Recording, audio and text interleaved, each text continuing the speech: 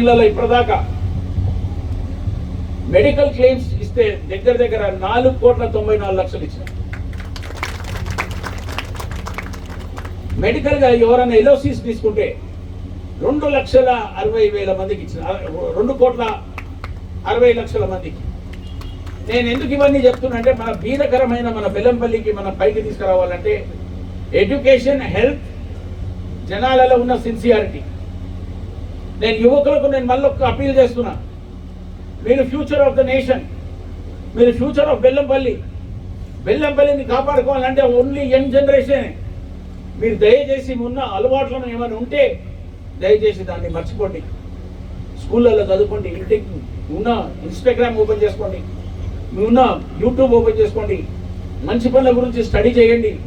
Progress ఎట్లా చేస్తే బాగుంటుందా, ఇది కూడా కాదు. జూనియర్ కాలేజ్ కోసం కూడా నేను ఆల్రెడీ శాంక్షన్ తీసుకొచ్చిన. ఎడ్యుకేషన్ మీద చాలా కాన్సన్ట్రేట్ చేయమని ప్రతి ఒక్కరికి నేను కోఆపరేట్ చేయమని నేను రిక్వెస్ట్ చేస్తున్నాను. మీ ఎమ్మెల్యేకి ఆశమాషిగా ఉట్టిగా తీసుకొచ్చి ఇలా పెట్టాలని ఇంట్రెస్ట్ లేనే లేదు.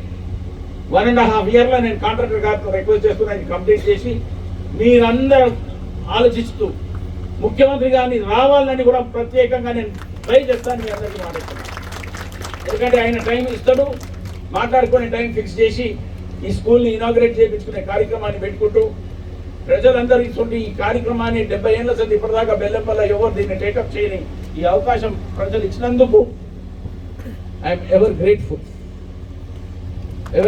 అంటే మీ ఆశీర్వాదంతోనే ఇటువంటి మంచి స్కూల్ పెట్టడానికి ఒక అవకాశం దొరికింది, ప్రజలకు సేవ చేయడానికి ఒక అవకాశం దొరికింది. ఇప్పుడే మా భాస్కర్ గారు చెప్తున్నారు, సార్ కలకలగా ఉంటుంది కదా, 2,500 మంది స్టూడెంట్స్ ఆడుకుంటూ ఉంటుంటే మనకున్న శాంతి, అది కరెక్టే. Education is your strength, education is learning. Education అంటేనే జనాలకు ఒక నాలెడ్జ్.